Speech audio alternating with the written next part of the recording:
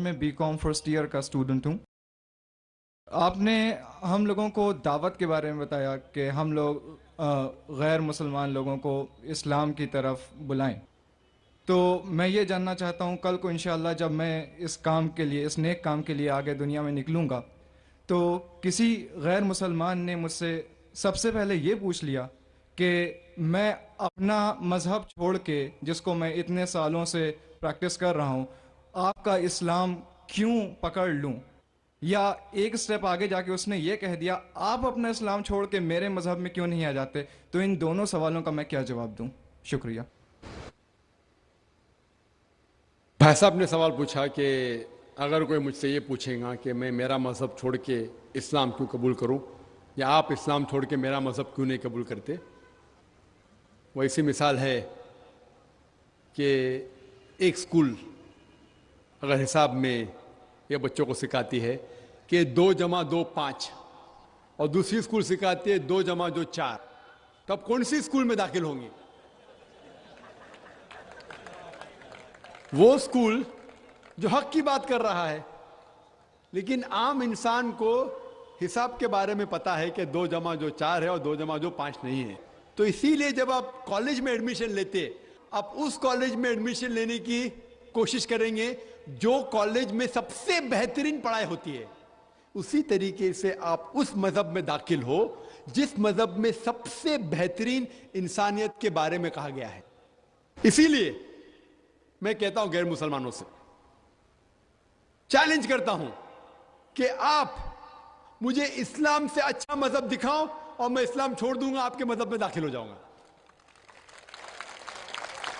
लोग कहते हैं जाकिर कुफ्र की बात कर रहा है। कुफ्र की किधर बात है? हक की बात है। मैं जानता हूं कि इस्लाम से अच्छा मजहब है ही नहीं, क्योंकि अल्लाह ताला तरीका दिखाते किस तरीके से दावत देना। ये जो आपको हिदायत मिलती है अल्लाह के कुरान से, अल्लाह ताला फरमाता है अगर कोई भी कहता है कि अल्लाह ने बेटा जना, तो आप कहो कि मैं सबसे पहले उसकी सिजदा करूंगा। उसका मतलब नहीं कि अल्लाह ने बेटा जना, अल्लाह बेटा जन ही नहीं सकता। अगर अल्लाह बेटा जनेगा तो मैं सबसे पहला सिजदा करूंगा, ये कुरान की आयत है। तो इसी तरीके से मैं कहता हूं अगर आप इस्लाम से बेहतर मजहब दिखाओ मुझे, मैं वो मजहब को कबूल करूंगा।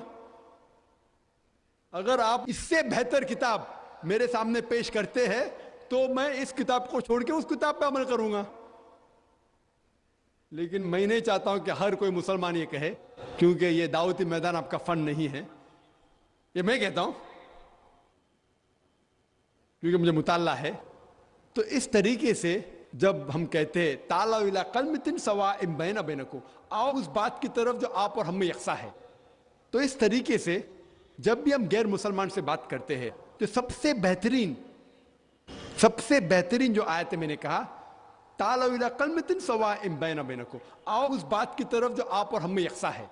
तो आप कहेंगे भाई साहब आप हिंदू है, आप ईसाई है, मैं मुस्लिम हूं, चलो जो हम में इख्तिलाफ है उसको बाजू रखो, जो आप और हम में यकसा है कम से कम उसके ऊपर तो अमल करे। क्योंकि आपको मेरे मजहब में नया आने का मत आओ, मुझे आपके मजहब में नया आने का, ठीक है, कम से कम जो आप और मेरे मजहब में यकसा है उस बात के ऊपर तो हम एक साथ में अमल करेंगे और कोई भी नहीं कहेगा कि नहीं। तो कुरान में अल्लाह ताला फरमाते हैं ताला इला कलमतिन सवा इम बैना बैनकुम, आओ उस बात की तरफ जो आप और हम में यकसा है। सबसे पहली बात अल्लाह नाबुदा इल्लल्लाह, हम सिर्फ अल्लाह सुब्हाना व तआला की इबादत करें। वला नुश्रिका बिही शैय्यन, कि आपस में हम किसी को अल्लाह के साथ शरीक न करें। वला यत्तखिज़ बादुना बादन अरबाबन मिन दुनिल्लाह, हम आप और हम में से किसी को अल्लाह के बराबर कोई रब न बनाए। फ़इन तवल्लौ फ़कुलू शहदू बिन्ना मुस्लिमून, और अगर वो आपकी बात को न माने तो कहो कि हम मुसलमान हैं, अल्लाह के आगे झुकते हैं। तो अल्लाह ताला दिखाता है किस तरीके से दावत देना।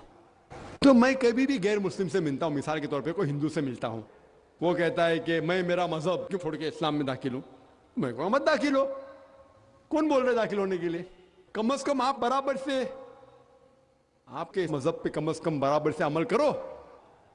और सबसे पहली बात जो दावत की सबसे अहम बात है, अल्लाह ताला फरमाते ताला इला कलमतिन सवाइम बैना बैनकुम अल्लाह नाबुदा इल्लल्लाह, आओ उस बात की तरफ जहां पर हम यकसा है। सबसे पहली बात है सिर्फ अल्लाह के अलावा किसी की इबादत ना करें। तो जब हमको हिंदू से पूछते हैं कि आप कितने खुदाओं में मानते हैं, कितने भगवान में मानते हैं। कोई कहेगा 3, कोई कहेगा 100, कोई कहेगा 1000, कोई कहेगा 33 करोड़। लेकिन अगर आप एक आलिम हिंदू से पूछेंगे जिसको अपने मजहब के बारे में इल्म है, हिंदू मजहब के बारे में इल्म है, उससे पूछेंगे कि कितने खुदाओं में आपको यकीन रखना चाहिए, तो वो हिंदू कहेगा कि हिंदू को सिर्फ एक खुदा में यकीन रखना चाहिए और एक ही खुदा की इबादत करना चाहिए। लेकिन आम हिंदू वो मानता है एक फिलॉसफी जिसे कहते हैं पैंथीइज्म। आम हिंदू मानता है कि सब कुछ खुदा है। वो कहता है कि पेड़ भी खुदा है, चांद भी खुदा है, सूरज भी खुदा है, इंसान भी खुदा है, सांप भी खुदा है। हम मुसलमान मानते हैं कि सब कुछ खुदा का है। पेड़ भी खुदा का है, चांद भी खुदा का है, सूरज भी खुदा का है, इंसान भी खुदा का है, सांप भी खुदा का है। तो ये फर्क जो हमारे हिंदू भाइयों और मुसलमान के दरमियान है, वो आम हिंदू कहता है कि सब कुछ खुदा है, हम मुसलमान कहते हैं सब कुछ खुदा का है। फर्क है सिर्फ का। अगर हम इस का के फर्क को समझ सके तो हिंदू और मुसलमान एक हो जाएंगे। सिर्फ फर्क है का। किस तरीके से हम उस फर्क को समझेंगे? अल्लाह ताला फरमाते ताला इला कलमतिन सवाइम बैना बैनकुम, आओ उस बात की तरफ जो आप और हमें यकसा है। हम समझे उनके किताबों से खुदा का क्या तसव्वुर है। जब हम उनकी मजहबी किताब पढ़ते हैं, Chandogya Upanishad chapter number 6 section number 2 shloka number 1, उसमें लिखा है एकम एविदित्यम। यह संस्कृत श्लोक है जिसके मानी है भगवान एक ही है, दूसरा नहीं है। आगे जब हम पढ़ते उपनिषद, उपनिषद हिंदुओं की एक मुकद्दस किताब है, कई मुकद्दस किताबें हैं। लिखा है श्वेताश्वतर उपनिषद में chapter number 6 chapter number 6 shloka number 9 में नाकस्य कसिज जनिता न चदीपा, जिसकी मानी है उस खुदा के ना ही कोई वालदा है, ना कोई वालिद है, ना ही कोई रब है। उस खुदा के ना कोई वालदा है, ना वालिद है, ना ही कोई रब है।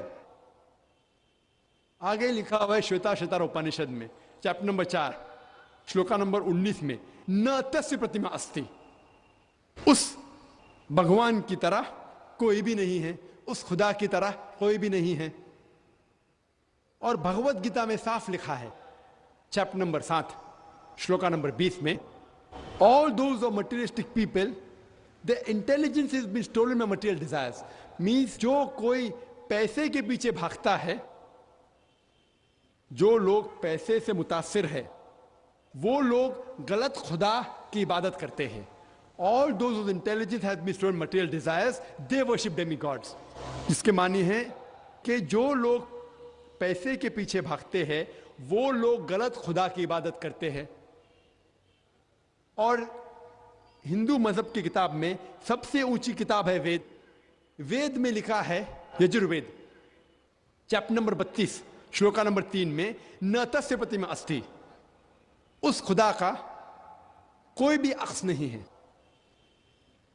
लिखा है यजुर्वेद में चैप्टर नंबर 40 श्लोका नंबर 9 में अंधात्म प्रविशन्ति या असंभूति मुपास्ते। अंधात्म मीन्स अंधकार, अंधात्म मीन्स अंधेरा, प्रविशन्ति मतलब दाखिल होना।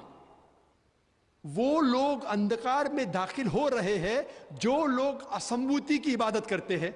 असंभूति मतलब नेचुरल थिंग्स, मिसाल के तौर पे हवा, पानी, आग। जो लोग असंभूति की इबादत करते हैं वो अंधकार में दाखिल हो रहे हैं।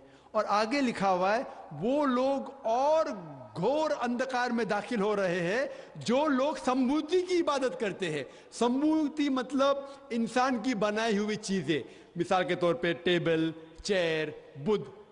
अगर आप इंसान की बनाई हुई चीजों की इबादत करते हैं तो और घोर अंधकार में दाखिल हो रहे हैं। कौन कहता है? Yajurveda chapter number 40 verse number 9। और जो ब्रह्म सूत्र है हिंदुइज्म का, वो एकम ब्राह्म द्वितीया नास्ते नैना नास्ते किंचन, भगवान एक ही है, दूसरा नहीं है, नहीं है, नहीं है, जरा भी नहीं है। तो मैं कहूंगा हिंदू से, कम से कम आपकी किताब में देखो भगवान एक है, ना उसका बुत है। आप एक भगवान की इबादत करो और किसी की मत करो। तो पहले पे मैं उससे कबूल कराऊंगा ला इलाहा इल्लल्लाह कि भगवान एक है। उसके बाद आता है मोहम्मद रसूलुल्लाह। और मैंने एक तकरीर की है कि मोहम्मद सल्लल्लाहु अलैहि वसल्लम के बारे में दिगर मज़ाहिब के किताबों में क्या लिखा हुआ है, और एक तकरीर भी की है कि खुसूसन हिंदू मजहब के किताब में मोहम्मद सल्लल्लाहु अलैहि वसल्लम का जिक्र। तो मैं उसे ये साबित करूंगा, वक्त नहीं है कि मैं एक तकरीर करूं मोहम्मद सल्लल्लाहु अलैहि वसल्लम के बारे में हिंदू मजहब में, लेकिन मोहम्मद सल्लल्लाहु अलैहि वसल्लम का जिक्र हिंदू मजहब की कई किताबों में है। आप अगर पढ़ेंगे भविष्य पुराना पर्व 3, पर्व 3, खंड 3, अध्याय 3, श्लोका 5 से 8 में मोहम्मद सल्लल्लाहु अलैहि वसल्लम का जिक्र है। भविष्य पुराना पर्व 3, खंड 3, अध्याय 3, श्लोका 10 से 27 तक के उसका जिक्र है मोहम्मद सल्लल्लाहु अलैहि वसल्लम का। मोहम्मद सल्लल्लाहु अलैहि वसल्लम का जिक्र है कुंटब सुक्ता में, अथर्ववेद किताब number 20, hymn number 127, shloka number 1 से 14। मोहम्मद सल्लल्लाहु अलैहि वसल्लम का जिक्र कई जगह हिंदू मज़हब किताबों में है, और खुसूसन एक पुराना है कल की पुराना, चैप्टर नंबर 2, श्लोका नंबर 4, 5, 7, 9, 11 और 15 में जिक्र है कि एक कल की अवतार आएंगे जिसके मां का नाम है सुमति, जिसके मानी अमन, और हम जानते हैं मोहम्मद सल्लल्लाहु अलैहि वसल्लम की वालिदा का नाम था आमिना। उसमें लिखा है उसके वालिद का नाम होगा विष्णु याश, मतलब भगवान के पूजने वाला, खुदा के पूजने वाला। और मोहम्मद सल्लल्लाहु अलैहि वसल्लम के वालिद का नाम था अब्दुल्ला। उसमें जिक्र है कि वो पैदा होंगे संभाला में। संभाला मतलब अमन की जगह, जिसे हम कहते हैं मक्का भी अमन की जगह है। उस भविष्यवाणी में लिखा हुआ है कि वो पैदा होंगे 12वीं तारीख माधव के महीने में। हम जानते हैं मोहम्मद सल्लल्लाहु अलैहि वसल्लम पैदा हुए 12वीं रबी अव्वल में। उसमें लिखा हुआ है कि वो आखिरी अंतिम ऋषि होंगे। हम जानते हैं मोहम्मद सल्लल्लाहु अलैहि वसल्लम आखिरी नबी है। सूरह अहज़ाब सूरह नंबर 33 आयत नंबर 40 में उसमें कई प्रोफेसीज, कई चीजें लिखे हुए कि उनके 4 साथियां होंगे जो खुलफा राशिदीन के बारे में। उनको एक घोड़ा दिया जाएगा तलवार के साथ। हम जानते हैं मोहम्मद सल्लल्लाहु अलैहि वसल्लम को बुराक दिया गया था, जिनने मिराज पे गए थे बुराक के साथ। और पूरी तकरीरें जो 1.5 घंटे की कर सकते, सिर्फ मोहम्मद सल्लल्लाहु अलैहि वसल्लम का जिक्र हिंदू मजहब की किताबों में। तो मैं कहूंगा वो हिंदू से, आपके मजहब में लिखा हो कि अंतिम ऋषि आने वाले हैं, और मोहम्मद सल्लल्लाहु अलैहि वसल्लम का जिक्र नाम मोहम्मद से है, अहमद से भी है कई जगह पे। उत्तर चिक मंत्रा नंबर 1500 आप अगर पढ़ेंगे यजुर्वेद चैप्टर 31 वर्स नंबर 18, उनका जिक्र है। Atharvaveda book number 20 hymn number 126 verse number 14 में उनका नाम लिखा गया हिंदू मजहब की कई किताबों में। नारा शंसा, नारा मीन्स नर इंसान, शंसा मीन्स जिसकी प्रशंसा होती है, तारीफ होती है, अन्य तारीफ करने के लायक आदमी। और जब मोहम्मद का तर्जुमा करते सल्लल्लाहु अलैहि वसल्लम का, उसके मानी भी है तारीफ के लायक इंसान। तो मोहम्मद का तर्जुमा का संस्कृत में करेंगे, उसका होगा नरशंसा। और ये लफ्ज नरशंसा हिंदू मजहब की किताब में कई जगह लिखा हुआ है, कई जगह, कई सैकड़ों जगह। Rigveda book number 1 hymn number 13 verse number 3, Rigveda book number 1 hymn number 18 verse number 9, Rigveda book number 1 hymn number 106 verse number 4, Rigveda book number 2 hymn number 3 verse number 2, Rigveda book number 5 hymn number 5 verse number 2, Rigveda book number 7 hymn number 5 verse number 2, Yajurveda chapter number 20 verse number 37, Yajurveda chapter number 21 verse number 57, Yajurveda chapter number 21 verse number 31, Yajurveda chapter number 21 verse number 55, Yajurveda chapter number 28 verse number 2, Yajurveda chapter number 28 verse number 42। सैकड़ों हवाले सिर्फ हिंदू मजहब की किताबों से हम दे सकते हैं, जिसमें मोहम्मद सल्लल्लाहु अलैहि वसल्लम का नाम आता है एज नरशंसा। सो मैं हिंदू से कहूंगा कि आपके हिंदू मजहब की किताब में लिखा हो कि एक भगवान है, एक ही खुदा है, ना उसका कोई बुत है, बुत परस्ती करना हराम है, और कई पैगंबर है, आखिरी पैगंबर मोहम्मद सल्लल्लाहु अलैहि वसल्लम है। तो मैं कहूँगा कि आपकी किताब में लिखा है कि एक खुदा है और आखिरी पैगंबर मोहम्मद सल्लल्लाहु अलैहि वसल्लम है, और आपको जो पैगाम वो लेके आता है उसकी बात को मानना चाहिए। और वो पैगाम क्या है? कुरान और सही हदीस। तो अगर आप हिंदू मजहब की किताबों का मुताला करेंगे, आपको यकीन रखने पड़ेगा एक खुदा में और मोहम्मद सल्लल्लाहु अलैहि वसल्लम में। इसी तरीके से हम जब ईसाई से बात करते हैं, उसके बाइबल से साबित कर सकते हैं खुदा है। ईसा अलैहिस्सलाम खुदा नहीं है, वो खुदा के बेटे नहीं है। बाइबल के अंदर जिक्र है कि मोहम्मद सल्लल्लाहु अलैहि वसल्लम आने वाले हैं। तो इस तरीके से मैं कहूँगा गैर मुस्लिम से कि कम से कम आप आपकी किताब को मानेंगे तो आपको यकीन रखने पड़ेगा एक खुदा में। और अल्लाह का जिक्र भी है हिंदू मजहब की किताब में, ईसाई मजहब की किताब में, लेकिन इसके लिए आपको थोड़ा जिद्दोजहद करने पड़ेगा, जिहाद करने पड़ेगा। जिहाद मतलब नहीं झगड़ा, वो गैर मुसलमान से झगड़ा नहीं करने पड़ेगा। जिद्दोजहद करने पड़ेगा मतलब थोड़ी तहकीक करने पड़ेगा, जिहाद करने पड़ेगा। मैं क्या कर रहा हूँ? जिहाद कर रहा हूँ। मैं हजारों मील दूर इधर आया, क्या करने के लिए? जिहाद करने के लिए, किसी का कत्ल करने के लिए नहीं। जिद्दोजहद करने के लिए कि लोगों को इस्लाम का पैगाम देने के लिए आया मैं।